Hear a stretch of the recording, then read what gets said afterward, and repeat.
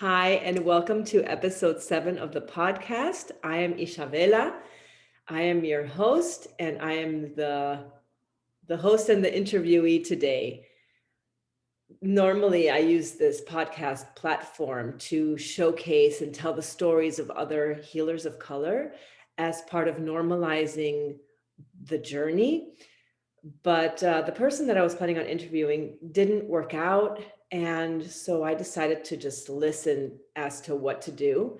And what I heard was a request for me to bring myself and to bring topics that matter to me once in a while. So I decided that it would be good to do that. And today, my topics that I'm most passionate about are sovereignty and radical embodied devotion. And I'll talk a little bit more about what those mean to me. Um, but today, I'm going to talk about the rescuer pattern because Rompereglas are all about breaking patterns, are about living outside of the pattern, outside of the preset paradigm. And the rescuer pattern is one of the most common patterns that I see in healers, connectors, bridge builders, change agents, which are the people that I primarily serve. And it's a pattern that I've maintained for most of my life until my body said no, until I had my full systemic breakdown. There's nothing like a hard wake up call, right? Thanks to the brick wall, especially for, stubborn people like me. So topics like these are the monthly themes in my online community, Revolutionary Rompereglas, which is opening to new members on March 15th. And on March 15th, we're having our free introductory event. And I'm going to put a link to that in the show notes. So we're going to be practicing some of the foundational skills that I teach. So I'm going to back up and define what I mean when I say sovereignty. So I define sovereignty as a state of being in which you're unhooked from the trappings of your conditioning and your survival patterns. And by unhooked, I mean having some space and awareness of the patterns without being compelled to replicate them and recycle them. Okay, so sovereignty is living without addictions or aversions. There's nothing to push away, and there's nothing sort of grabbing at you and pulling at you. So instead of them pulling and grabbing at you or you pushing them away, you notice the patterns and you may even feel them in your body, but you choose based on what's aligned for you, what you desire versus what's conditioned and what's already preset. So your liberation and your freedom lives in the choice to engage it or not engage it. So in the rescuer pattern, which is a bigger pattern of victimhood, which I'll address briefly later, is the main drive is a devotion to others, right? And that's sort of how women or female socialized beings are conditioned to be in the world, is to serve others. That our purpose is to be here for other people. And especially if we feel called to be healers, we have, our hearts are open to other people. We feel the suffering of other people. So we want to go to other people. But what we don't learn is to connect to ourselves first, to devote time and energy to our own systems. So in our efforts to help others, and because of our socialization and because of our trauma histories even, there's a distorted or misguided understanding of what it is to encourage, empower, and protect. So some small examples of these would be giving advice to other people instead of just letting them come to their own conclusions, giving at your own expense. Right? We give out and we extract from ourselves in the process. We try to change or fix other people, including our partners. We enable addictions or fragility in other people. We overfunction for the people who aren't able to function at optimal levels. We are overly responsible, right? We tell ourselves stories about reasons why things happen, and we put an undue weight of responsibility on our own shoulders. And another example would be people pleasing. And this is all different from true help, which is giving with no strings attached, no particular agenda, just a real desire to be of service. And this rescuer dynamic is often described as a shadow aspect of the mother principle, right? The mother principle is supportive, nurturing, and the rescuer, on the other hand, tends to help in a way that is controlling and manipulating. For example, helping someone for their own good or helping in the way that you believe that they need to be helped. And the rescuer describes sort of the classic codependent, which is I don't really love that term, but I use it because it's a term that people understand. So the rescuer tends to be enabling, overprotective, the one who wants to fix it. And the it will vary based on the person's childhood experiences. And I'll give an example of that also in a few. So rescuing in and of itself is an addiction. And it comes from an unconscious need to feel valued, right? There's no better way to feel important than to be a savior. Doesn't that make sense? And taking care of others may be the best game plan for feeling worthy. So just being who you are isn't enough. That's the message, right? That's the underlying feeling. Just being who you are isn't enough. And so you have to do something to hustle or get that worthiness hit, that feeling. So how does this originate? Where does this come from?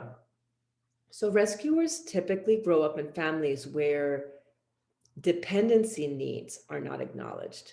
So dependency needs are your needs for connection, belonging, support, love, right? These are negated or rejected. And so we all tend to treat ourselves with the same negligence that we experienced as children, right? We sort of mirror how we're treated. We sort of learn we hold that reality in our own bodies. So we treat ourselves the way that we were treated. And when you're not cared for, you don't learn to take care of yourself. You don't have permission to, essentially. Your needs, they go underground, and you turn instead to taking care of others. And so what this translates into in the body, because I work with the body primarily, is that you can't even feel your needs, right? I have had the experience in my own body of really being convinced that I don't need anything. I'm fine. Really, I'm fine. But I was completely disconnected from my need. And instead, I felt everybody else's stuff and was taking it on. So it took time to really connect with my need. And that was a whole process. And towards the end of this episode, I'll talk a little bit about how you can do that. But going back to the rescuer often gains satisfaction on an egoic level by identifying with their caretaking role, right? You're socially rewarded by family, by culture, for what is seen as like selfless acts of caring. And as a rescuer, you feel generally proud of what a good helper or a good fixer you are, right? It's sort of like when you do a good deed, right? There's this sort of straightening of your spine. It's like, yeah, yeah, right? You did well. And and sort of what happens here is that you get a hit of, I'm good.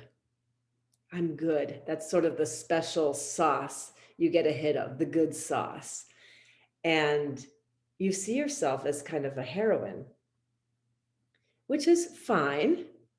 But what I have found is actually underneath of that desire or that need to get the hit, the egoic need to get a hit of goodness, is that you actually don't feel good at your core. And that, in fact, you don't feel good and there's a feeling of shame. What's underneath the need for goodness is shame. I just wanted to say that again, because I want you to just take it in for a moment, pause and feel that. And see, because what is true in the body pings in the body, right? Truth will resonate in the body. And so what I want to say is, because most humans live in aversion to shame. It's not a feeling that we want to feel. And so we keep trying to get hits for rescuing others and for being good, because what we're running away from the feelings of shame. We're constantly trying to hustle and gather experiences of I'm good, I'm good, I'm good, in order to not feel that shame. And behind all of this efforting is the magical belief that might sound like, if I take care of so and so long enough, then sooner or later they'll take care of me too. And that's the secret desire. So one can call it the child desire, is to be taken care of. So I also remember having this belief, except it wasn't even a real thought.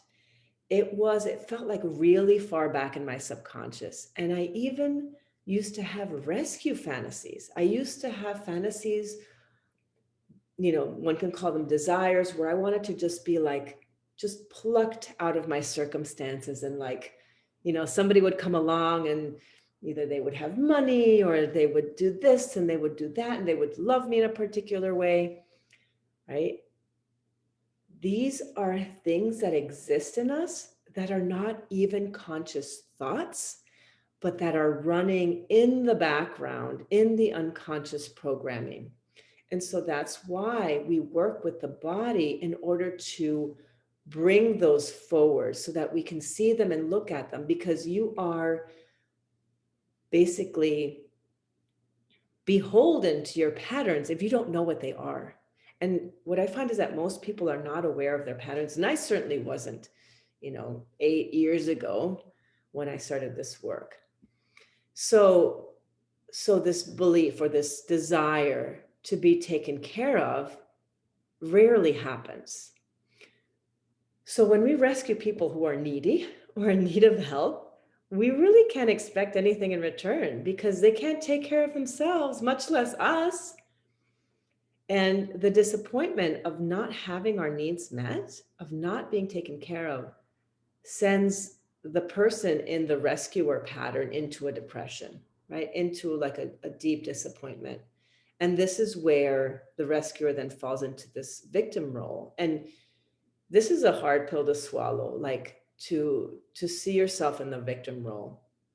You don't necessarily see immediately how you've enabled and disabled essentially the person or people that you've been helping.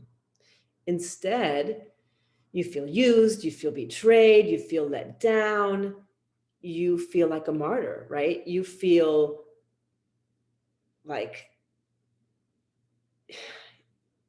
you're the victim. You're in the victim position in this bigger dynamic. And the narrative or the stories that you may be telling yourself here is like, after everything that I've done for you, this is the thanks that I get. Or no matter how much I do, it is never enough. Or if you loved me, you wouldn't treat me like this. So, Just want you to take that in and see if you've told yourself these very same stories. I know that I have. And underneath all of that is the fear, like underneath all of this dynamic is the fear that you'll be obsolete if you're not useful. Because you've been rewarded for doing, if you don't do, if you just are, it's not valuable, right? That's the story in the body. Your value and worth as a human being has been defined and reinforced by how much you do for others. And so we look for ways to make ourselves indispensable in order to avoid abandonment. If you need me, in other words, you won't leave me. The more you rescue, the less those you care for take responsibility for themselves. And the less responsibility they take, the more you rescue, right? It's a downward spiral. It's like a cycle. And this cycle becomes toxic. It ends up crashing and burning. And I know this personally. So trust me when I tell you, it will crash and burn. All right. So I'm bringing this all to light because it's one of the big illusions that healers and helpers grapple with, both in subtle and tiny covert ways. So here's an example. So just somebody I'm going to call Clarissa, not a real person. Clarissa's mother was emotionally fragile, let's say, and she used alcohol to medicate her anxiety. And so from Clarissa's earliest memory, she felt ultimately responsible for her mother. She supported her emotionally when she was in need. She cooked for her mother or for the family when her mother couldn't. And Clarissa became the helper of a mom who played the part of a helpless child. And on top of that, Clarissa's mother often rewarded her for being such a good helper, right? Her mother couldn't see beyond her own needs because she was so full of need and just felt overwhelmed by them, and therefore she couldn't meet Clarissa's real child needs, belonging needs, nurturing needs. So this scenario set Clarissa up with a role of rescuing as her primary way of relating to others. So Clarissa's unconscious beliefs might be, my needs are not important. I'm only valued for what I can do for others. Of course, if you believe that, you'll draw people into your life that you can rescue, usually a victim. Otherwise, you don't feel valuable or worthwhile to have around. So true helping, on the other hand, is acting without the expectations for reciprocation. Although, I often teach people that it's really nice to have reciprocal relationships. And then once in a while, you'll give just because you have it to give. And it doesn't matter. You're not looking to get reciprocated. So in true helping, you empower rather than disable those you serve. You encourage self-responsibility rather than promote dependency. You assume that other people can handle their own business. You believe everyone has the right to make mistakes, and that sometimes they need to learn through hard consequences, right? In true helping, you trust the other person has what it takes to see themselves through hard times and difficulty without needing to be saved. And this type of dynamic often comes up in conversations of white saviorism, right? But it's less discussed in the dynamics between healer and client or in the healer's own life relationships. And when we're hooked in the rescuer pattern, we're also hooked into the illusion of being better than, of being one up and needless. And there's if that's true for you, that there will always be at least one person in your life who is troubled, who is sick, who is fragile or inept, and therefore dependent on you. So, so I just want to pause here, and I want you to just scan over your life right now. If there is a fragile person in your life right now that you're taking care of, I want you to imagine, close your eyes and imagine what it would feel like if you started taking responsibility for yourself. If they started taking responsibility for themselves, sorry. And take a moment to feel that in your body. And see if you can notice a little bit of fear show up.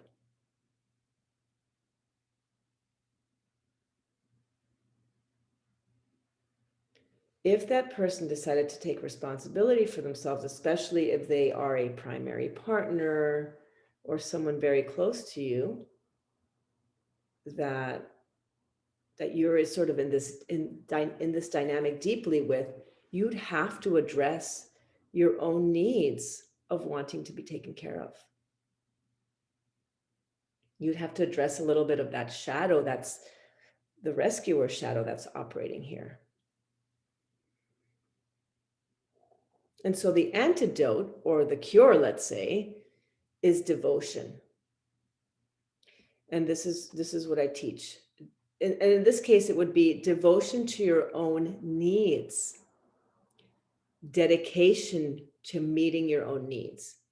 So an example from my own life, when I began to go through this process and heal some of the ways that I was rescuing and just in this really toxic pattern, I had to start meeting my own needs, and I had to start actually feeling them. And so, what we would do in my training is that we would bump our lower bellies up on a cube, like on a foam cube, or we'd place our hand there and breathe down into that space. So you can do that now as you're listening.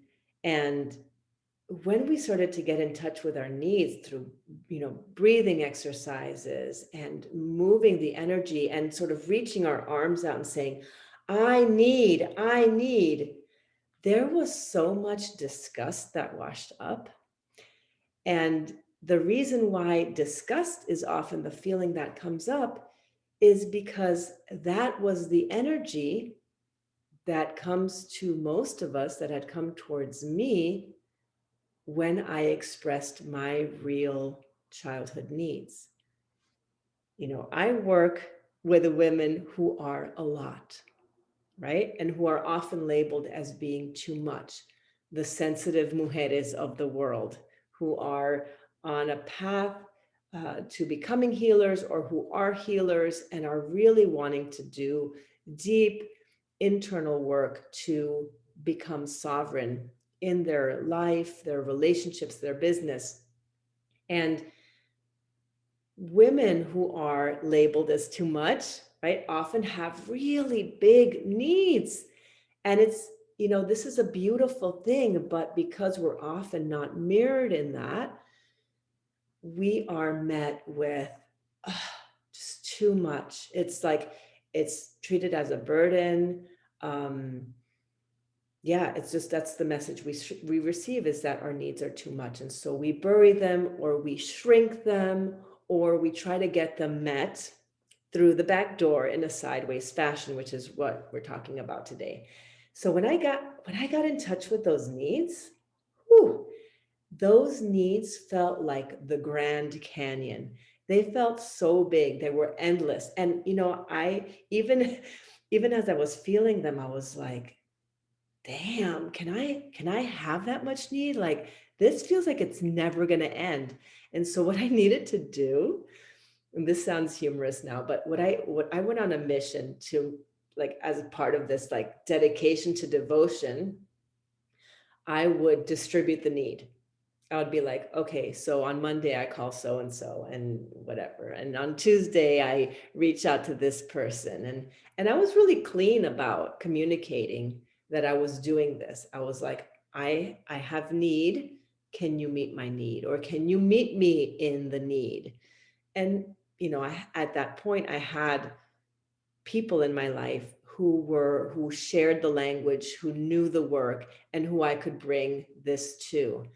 So it's really important that we have people and communities that are doing that work, or who are depatterning, who are also rompereglas, to be able to share these processes and practice devotion. So what I what I teach in devotion is that it's all in the relationship you have to anything and everything inside of you. In other words, radical embodied devotion is the unwavering connection to source within yourself, embracing your shadow, allowing all emotion, allowing all energies, and living in your power as a co creator with life. So let me pause here for a second and just gather my thoughts. Um, what I learned as part of meeting my needs, when I began to meet my needs, it was so powerful because I stopped reaching out to other people like from this hungry place. And when I was able to meet myself, I really began to feel my own the power of my own love, and recognize that all of the love that I thought that I needed to come from other people actually lived inside of me. So if you live, or if you identify with the role of the rescuer, it doesn't mean that you can't be loving, or that you can't be generous, or they can't be kind. I also want to say it's not all of who you are. You can be absolutely helpful and supportive without being a rescue. And in fact, generosity and attunement to your emotions are your superpowers as a healer. So I'm I'm positing here that you may actually be able to be more generous when you are in tune with your own needs, when you nourish yourself, when you give to yourself, when your needs are met. And so, what I'm offering is that instead of doing the typical energy cycle of when somebody's in need, we immediately, boom, our energies go out to the other person. Let's check in with ourselves first. Do I have the energetic, emotional, spiritual, mental capacity to give to somebody else right now? And sometimes the answer will be no, and it's okay to go with a no. So this, as you may be noticing, has a lot to do with the boundaries that we set with ourselves, as well as the boundaries that we set with other people. And that's also a whole separate class that I teach. The first round I just completed in February, and I'll be teaching another round in the fall. This time I'm going to make it 8 weeks. So stay tuned for that.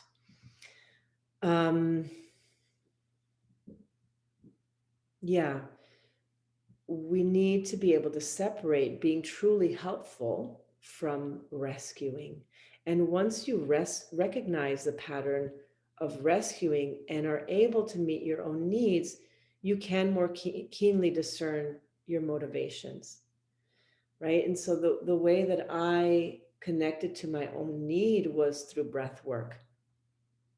And typically, we live in a culture, in a society where we sort of live in our breath from our diaphragms upward. And so not everybody is built like this, but our culture, or sort of like a white dominant culture, lives from the rib cage upwards.